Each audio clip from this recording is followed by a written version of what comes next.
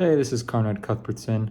This video is a video for a homework assignment for my exercise science class where I performed a couple of fitness tests on a patient of mine or participant, Jocelyn Cuthbertson, in trying to help her achieve her fitness goals and help her improve in her number one goal, which is her body composition.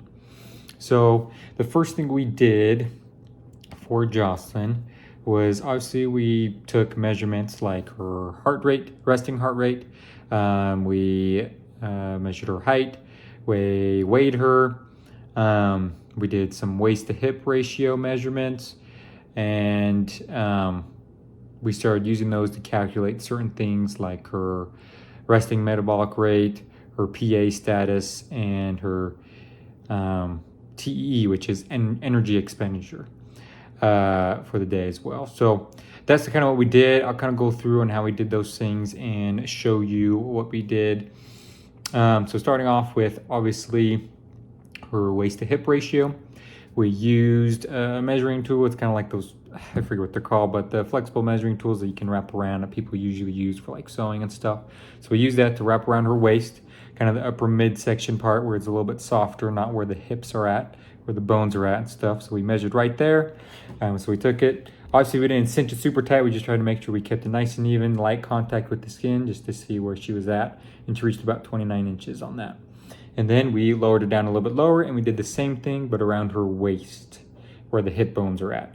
We measured that one. That one reached about 30 inches. So use that to calculate her waist to hip ratio. And then kind of the next thing we did is we stood her on a scale to measure her weight. And we had a scale at home that we chose to use, basic one, and she measured out to be about 129.5 pounds. And then her height, she's recently went to the doctors, so we just used the height from that.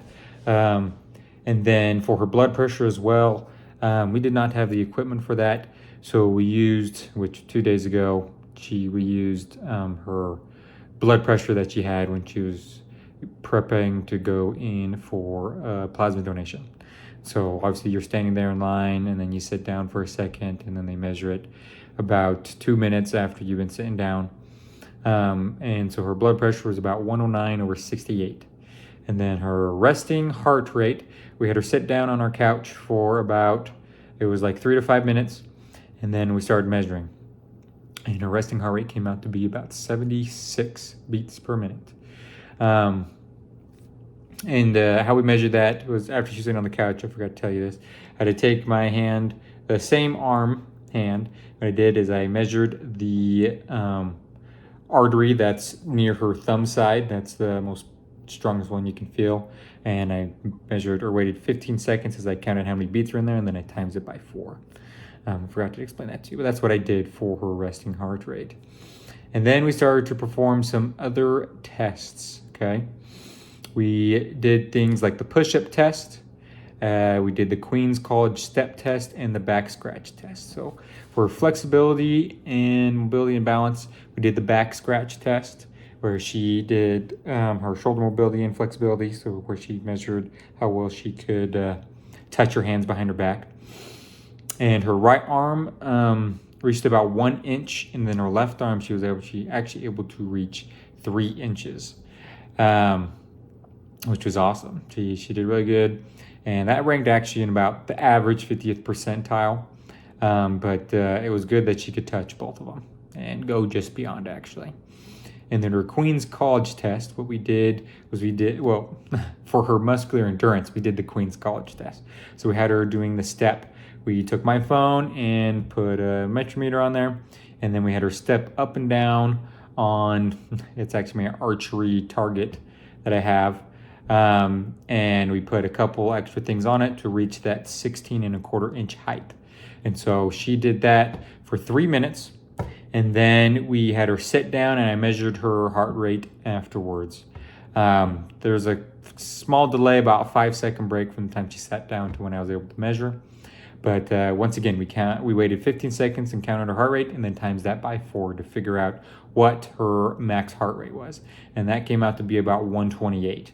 And from that, we were actually able to derive the VO2 max. That's how we calculated that. Was from that heart rate. Afterwards, we were able to, for the woman, we used that equation that we have in order to calculate her VO2 max, which actually came out to be 42.2, which put her right in the 65th percentile range, which was awesome.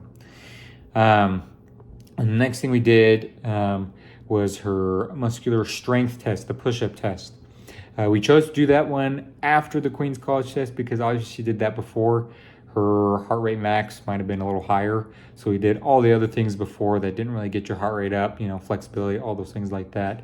Then did the Queen's College test, and then we did the push-up test afterwards because you don't really measure heart rate for that. You're just measuring how many push-ups you could do max. And so what she had to do is she put her knees down on the floor, and she went all the way down until her chin could touch the floor, and then she came back up.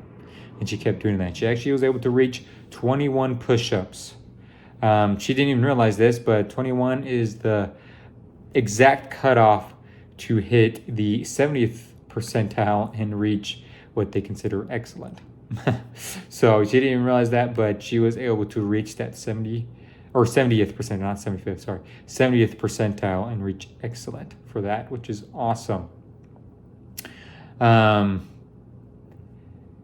yeah, so that's what we did for her. Sorry, just had to recap what I needed to go over next.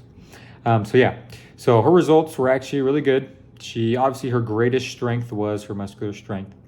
And then she was about average on most other things. She just hit that. She was not below average, which is great. It's just a good thing to work from because obviously if she was not at average and was actually below average, especially in her fitness levels like her cardiorespiratory fitness and things like that, then it would be a little harder because we would have that kind of intermediate period where she kind of gets up to being more active and more fit to where we can start really get into the good workouts and really getting into her body composition, which is her main goal. She wants to increase or better her body composition. So, decrease circumference everywhere, get less body fat percentage, she wants to be thinner and things like that. So it's great that she's within that range. It means we can start off with some awesome workouts. We don't have to take it as easy, which is perfect, especially for what she wants because she likes to do active things, which is great. Couple of key points. All these are indications of a good foundation of both performance and general health, which is awesome. And luckily from this, in order to meet her primary goal of improving her body composition, we're probably going to focus on more consistent cardio integration with obviously helping her focus on her nutritional aspect of things or point of things, making sure that she is getting the right diet in, which is going to be huge for her body composition especially. Exercise is great for that, but if they don't have a good diet, it's going to do nothing.